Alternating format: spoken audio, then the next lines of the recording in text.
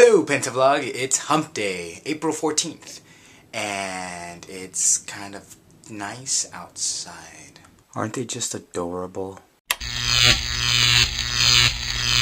So as you can tell, I'm not in my room anymore. I decided to come outside, and since I live right across from a cemetery, I decided why not come and vlog out here. Greg, BTTO, better than the original. You are definitely better than the original Greg that I knew. Actually, I think you're the first Greg that I actually have ever met. At least you're not TOG. Or, have you read Abundance of Catherines? Man, it's just so nice out here.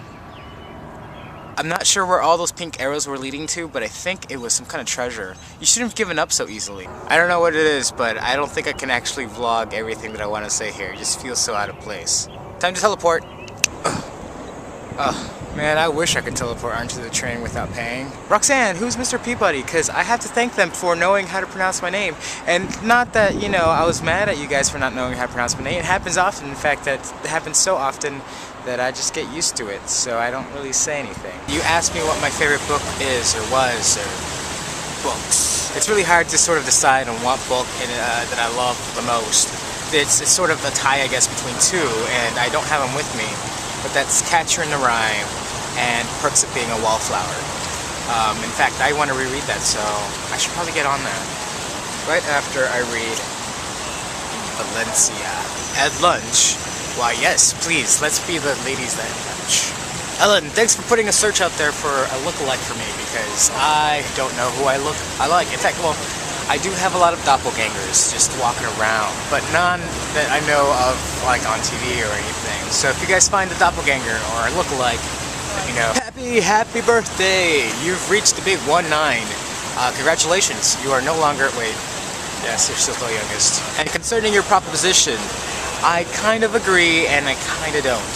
One thing about having conversations is that there are a lot of topics going on at one time, and sometimes that can get muddled, but that's what makes them interesting, I think. Now, that doesn't mean that we shouldn't have some kind of theme or a common topic that we're discussing, but I don't think that we just have to leave it up to that itself. We kind of tried to structure thing before, and it was kind of really falling apart, and I really like what's going on now about just random conversations about topics that we like.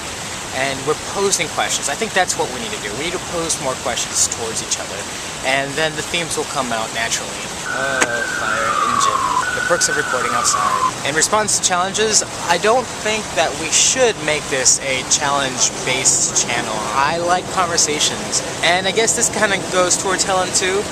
It's awesome that you're doing so many challenges, but I think that maybe we should keep it down to 1 or 2 challenges every other week or a month. That way we don't spoil our viewers, because if we give kids candy, all they're going to ask for is more candy, and then we're not going to have enough candy to give them.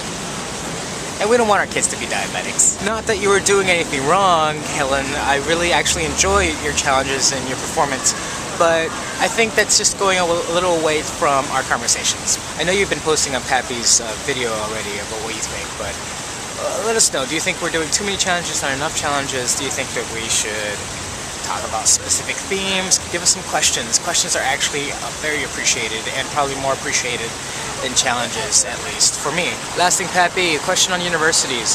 I just want to point out one thing though. Here in the States, we still do call them universities. It just so happens that in universities we have colleges. So when we refer to university, a lot of times we refer to college specifically because they are the college within the university that we're going to. And this is where I'm eating lunch today. The water baron basin person.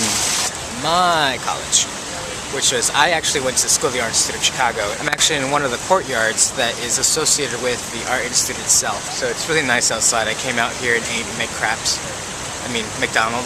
and I'm changing hands. What was that? Really enjoyed going here. Of course, it's downtown Chicago, so there's a lot to do, but it's very liberating to live in the city, and that's one of the main reasons why I don't want to leave the city. After listening to Pappy's last video, I was thinking of proposing an idea for next week, and that's show us your neighborhood.